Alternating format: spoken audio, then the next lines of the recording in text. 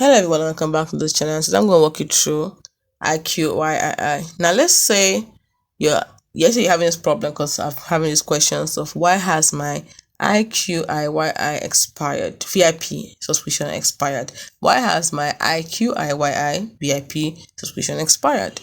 So here are the reasons. Number one, your VIP has expired as normal. Just check the type of VIP package you purchased. If you purchase a non-subscription type, your VIP will not be automatically renewed at the expiring date. Secondly, your VIP might have expired because you have applied for a refund after purchasing the VIP. So please check the details of your transaction. If you requested a refund for the previous transaction, your VIP status will be changed to expired. Then 3, log into your account using the right VIP account. Sometimes you guys make that mistake. And 4, a delay in VIP status update also due to network latency can cause it. So you have to wait for a few moments and log in again to check. Now, if none of these things are the reasons why your VIP expired, simply log into your account and submit a feedback report within the IQIYI app. They are more than happy to assist you.